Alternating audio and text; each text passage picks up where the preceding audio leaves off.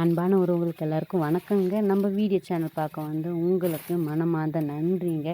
இன்றைக்கி கிராமத்து சமையலில் பண்ணைக்கீரை தாங்க செய்ய போகிறேன், கடைய போகிறேன். எப்படி கடையிறோம், எப்படி செய்கிறோன்னு பாருங்கள். எல்லாருக்கும் ஆஸ் யூஷுவல் இது தெரிஞ்ச விஷயந்தான். இருந்தாலும் கிராமத்து சமையலில் அடுப்பில் நம்ம சட்டி பானையில் தாங்க செய்ய போகிறோம். எப்படி இருக்குது பார்க்கலாம் வாங்க, வீடியோவில் போகலாம்.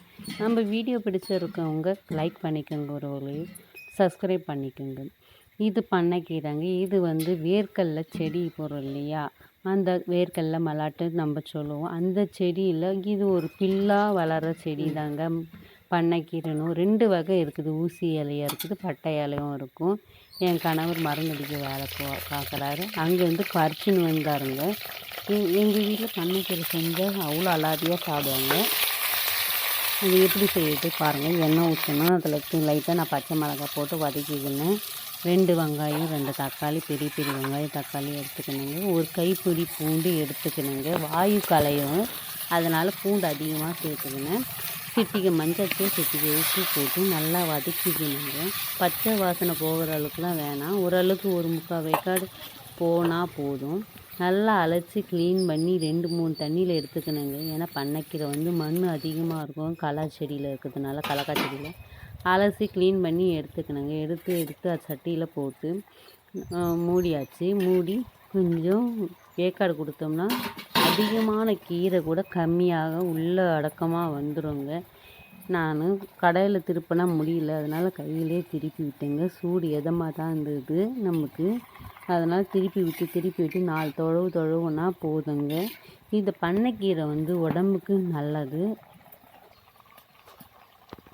இது அதிகபட்சமாக எல்லா இடத்துலையும் கிடைக்க வாய்ப்பு இல்லை. முக்கியமாக கலா கொடி போட்டிருக்காங்களே, கலாக்காய் செடி, வேர்க்கடலை செடி போட்டிருக்காங்க இல்லையா, அந்த செடியில் மட்டும்தாங்க பண்ணைக்கீரை வரும். இது கிட்டத்தட்ட ஒரு 4 வருஷத்துக்கு வரைக்கும் வளருங்க. இது கீரை நாட்டுப்புற நாட்டுப்புறத்தில் மீன்ஸ் கிராமத்தில் தான் அதிகமாக கிடைக்கும். வில்லேஜ் சைடில் நீங்களாம் சாப்பிட்ருக்கீங்களான்னு எனக்கு தெரியாது. சாப்பிட்ருக்கீங்கன்னா கமெண்ட் பண்ணுங்க. ஒருவர்களே நல்லா தொழுவியாச்சு, மூடி வச்சிச்சு. 2 திருப்பு 4 திருப்பு நம்ம திருப்பினே இருக்கணுங்க.